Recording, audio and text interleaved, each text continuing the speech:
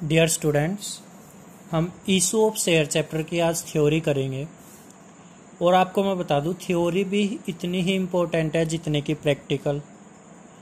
Theory से भी बहुत सारे क्वेश्चंस आने हैं और मैं कोशिश करूंगा कि ऑलमोस्ट सारी थ्योरी कवर करूं वीडियो के थ्रू।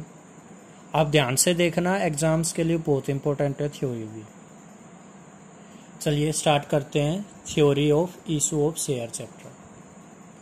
देखिए, सबसे पहले समझ लो, इशू ऑफ शेयर है जो कंपनी से रिलेटेड चैप्टर है। ठीक है, अब ये कंपनी क्या होती है हमें यह पता होना चाहिए, कंपनी क्यों बनती है ये भी पता होना चाहिए। सबसे पहले ये बता दूं आपको, एक बिजनेस करने के कई सारे तरीके होते हैं। देखो क्या क्या तरीके हो सकते हैं। आप चाहो तो सोल प्रोप्राइटरशिप में बिजनेस कर सकते हो। क्या बोला मैंने? सोल प्रोप्राइटरशिप मीन्स इकलौता कोई बंदा कोई बिजनेस कर सकता है, या फिर पार्टनरशिप फर्म में कर सकते हो। मीन्स बहुत सारे पार्टनर्स मिलके जब बिजनेस करे उसको क्या बोलते हैं? Partnership firm. या फिर कंपनी फॉर्म में कोई बिजनेस कर सकते हो।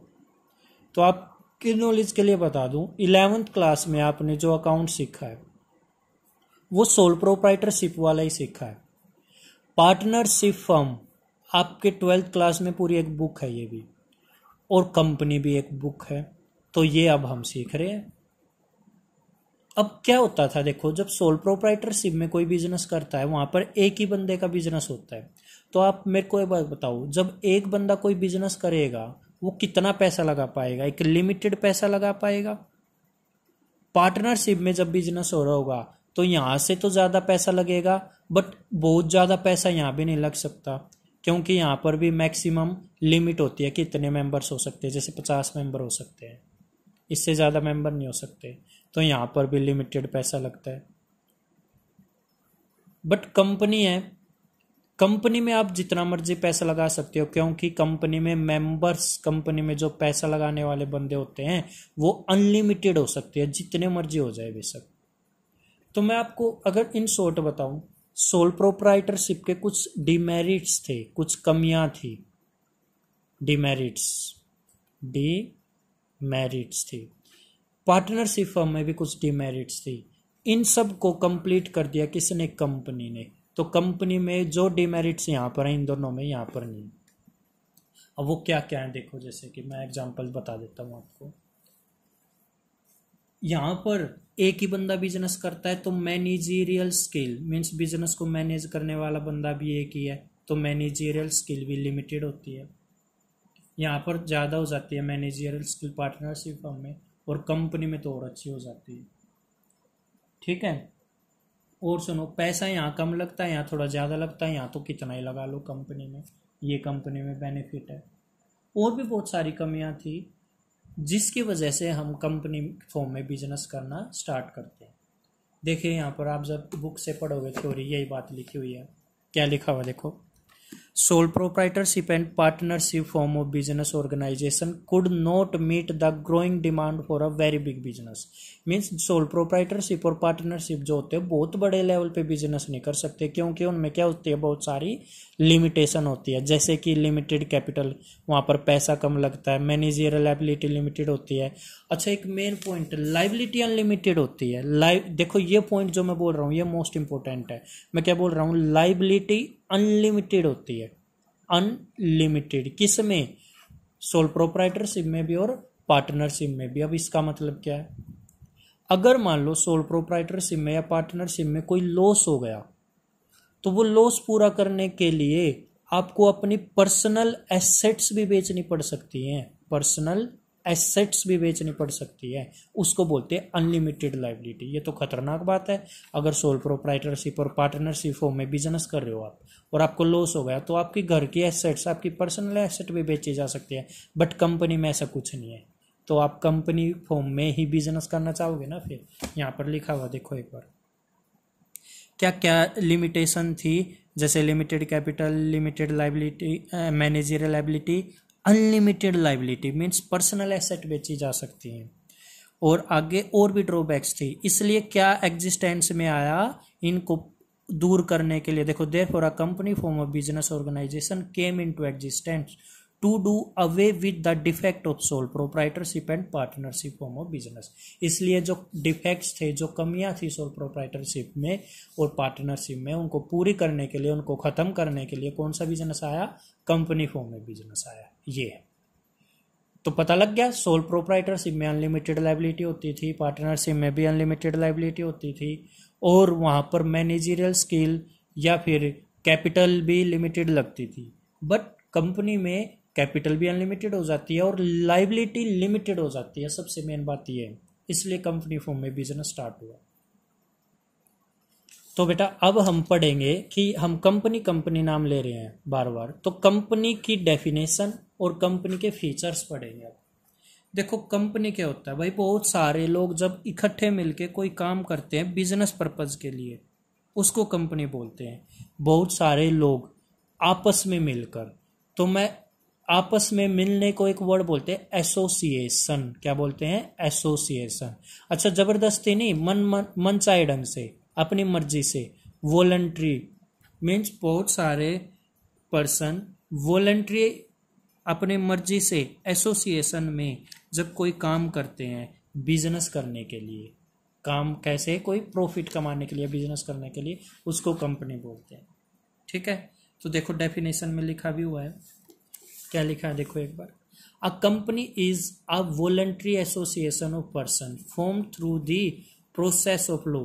और कैसे बनाई जाती है कंपनी? एक लॉ का प्रोसेस है, कंपनी एक्ट 2013, उसके अकॉर्डिंग कंपनी बनाई जाती है। किस लिए? और for the purpose of carrying on some business, कोई बिजनेस करने के लिए। क्लियर है यहाँ तक? अच्छा एक बात बताओ, क्या आपको 11th क्लास का पर्सनल रूल याद है?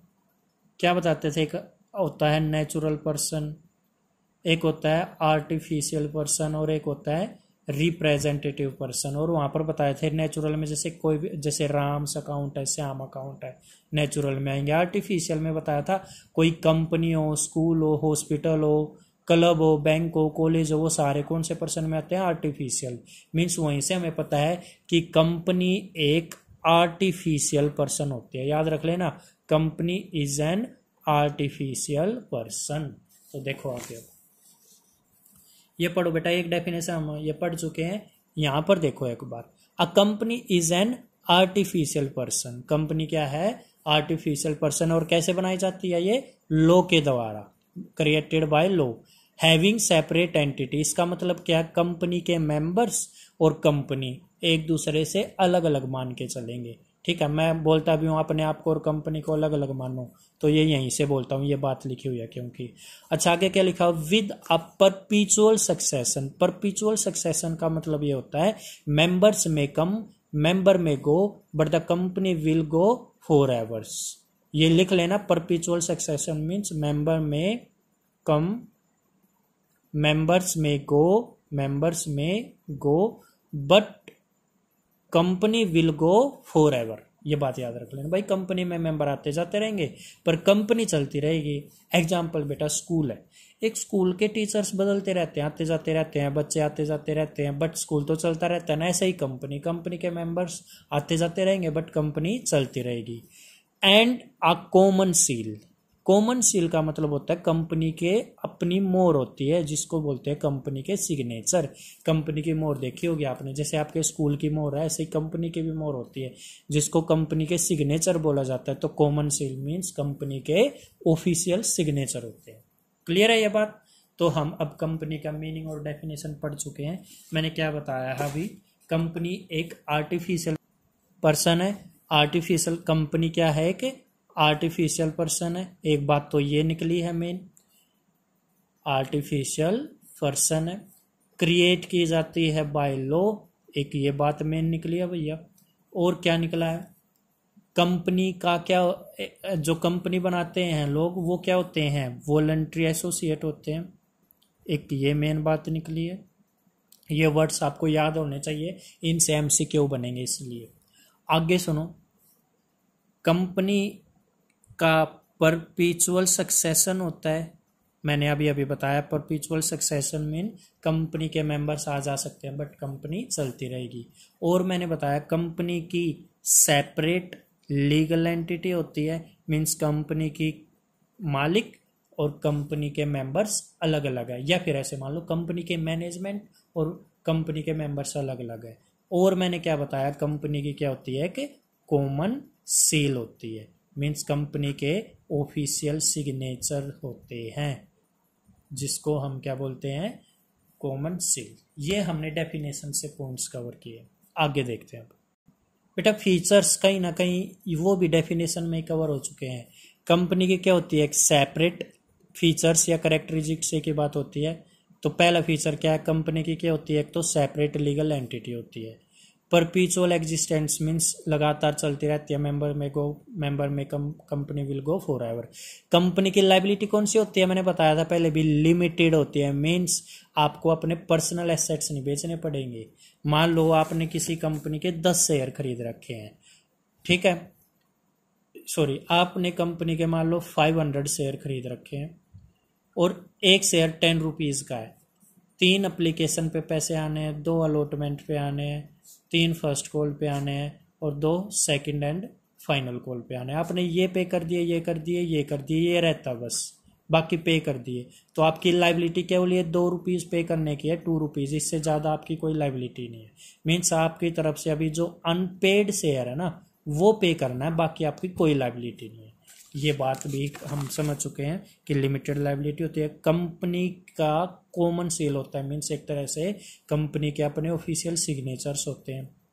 ट्रांसफरेबिलिटी ऑफ शेयर का मतलब आप अपने शेयर्स को, अगर आपने शेयर खरीद रखे हैं कंपनी के, वो आप बेच सकते हो, इसका मतलब ट्रांसफरेबल। और सेपरेशन ऑफ मैनेजमेंट और ओनरशिप, इसका मतलब ओनर और कंपनी की जो मैनेजमेंट है वो एक दूसरे से अलग अलग है। क्लियर है ये बात? चलिए अब इसको रीड भी करते हैं बेटा। रीड करना बहुत इंपॉर्टेंट है, क्योंकि एमसीक्यू जो बनेंगे कहीं से भी बन सकते हैं, किसी भी लाइन से बन सकते हैं, इसलिए आपको रीड करना बहुत जरूरी है। देखो, सेपरेट लीगल एंटिटी पहले पता है, कंपनी और उसके मेंबर्स अलग अलग है, बट इसमें और देखो और क्या क्या लिखा मिलेगा हमें सेपरेट लीगल एंटिटी में। अ company is a legal person, company एक लीगल पर्सन है, and it's entity is quite distinct and separate from its member. ये बात तो हमें पता है कि कंपनी की जो एंटिटी है अपने मेंबर से अलग है, सेपरेट है। ये it can purchase and sell the property in its own name, ये अपने नाम पर प्रॉपर्टी खरीद बेच सकती है। Can open bank account, company अपना बैंक अकाउंट ओपन कर सकती है अपने नाम से। और बेटा कॉन्ट्रैक्ट्स में एंटर कर सकती है, मीन्स अपने नाम से कंपनी कोई भी कॉन्ट्रैक्ट बना सकती है। Since a company has a legal personality distinct from that of its member, फिर से वही बात, कंपनी की अपनी अलग से पर्सनैलिटी, अपनी अलग से पहचान है, मेंबर से अलग होके। A creditor of such a company can sue only the company for his debts, not to its members। इस लाइन का मतलब है क्रेडिटर्स मीन जिसके आपने पैसे देने हैं, वो केवल कंपनी के खिलाफ केस कर सकते हैं, क्योंकि कंपनी की अपनी अलग पहचान है। कंपनी के कर्जों के लिए कंपनी के खिलाफ केस किया जा सकता है, सू मीन केस करना होता है, कंपनी के मेंबर्स पे केस नहीं किया जा सकता। समझ गए बात? मीन्स अगर आपको कंपनी के खिलाफ केस करना है, कंपनी ने आपके पैसे देने हैं, तो आप कंपनी के मेंबर्स के खिलाफ केस नहीं करोगे, कंपनी के खिलाफ करोगे, क्योंकि कंपनी अलग और उसके मेंबर्स अलग अलग है। आगे देखो, परपीचुअल एग्जिस्टेंस ये क्या है, मीन्स कंपनी के मेंबर्स आते जाते रहेंगे पर कंपनी चलती रहेगी, ये बात बताई थी। देखो एक बार, the existence of a company is not affected by the retirement, death, lunacy या इंसॉल्वेंसी ऑफ इट्स मेंबर्स। बेटा लुनेसी या इंसॉल्वेंसी का मतलब होता है अगर कोई कंगाल हो जाए, किसी के पास पैसे ना रहे, तो इनकी वजह से कंपनी को फर्क नहीं पड़ेगा। शेयर होल्डर में कम एंड शेयर होल्डर में गो, मीन्स कंपनी के शेयर होल्डर आते जाते रहेंगे, but the company goes on for ever, but company हमेशा चलती रहेगी जब तक कंपनी क्या ना हो जाए, बंद ना हो जाए। और बंद भी कैसे होगी कंपनी एक्ट के थ्रू होगी। कंपनी एक्ट में जैसे लिखा है वैसे ही कंपनी को बंद किया जाता है, एक पूरा प्रोसीजर फॉलो किया जाता है कंपनी को बंद करने का, ऐसे ही नहीं हो जाती कंपनी बंद, एक प्रोसीजर फॉलो किया जाता है। आगे लिमिटेड लाइबिलिटी, ये बात बताई थी मैंने, इसके मेंबर्स की लाइबिलिटी लिमिटेड है। जितने आपने शेयर खरीद रखे, मान लो आपने जितने भी शेयर खरीद रखे हैं उसमें से आपने जितने पे कर दिया वहां तक आपकी लाइबिलिटी खत्म, जितने रहते हैं वो आपकी लाइबिलिटी है, बस उससे ज्यादा कुछ नहीं। The liability of member of a company is limited to the unpaid value of its share, For example, if the face value of share in a company is 10, a shareholder has already paid 8 per share. He can be called upon to pay not more than 2 per share. देखो बेटा इस line की क्या हिंदी है, company के आपने total कितने rupees पे करने हैं, 10 रुपीज, आप कितने पे कर चुके हो, 8 रुपीज, 8 रुपीज, तो आपसे 2 रुपये से ज्यादा नहीं मंगवाएंगे, क्योंकि 10 में से 8 पे कर दिए, 2 ही रहते हैं, तो आपसे ज्यादा वो 2 ही मंगवा सकते हैं, उससे ज्यादा नहीं। कॉमन सील मैंने बताया था सिग्नेचर। अच्छा, हर कंपनी के लिए कॉमन सील होना जरूरी नहीं है, ये ऑप्शनल होता है। देखो एक बार, a company may or may not have maintain a common seal, company की मर्जी है कॉमन सील हो या ना हो।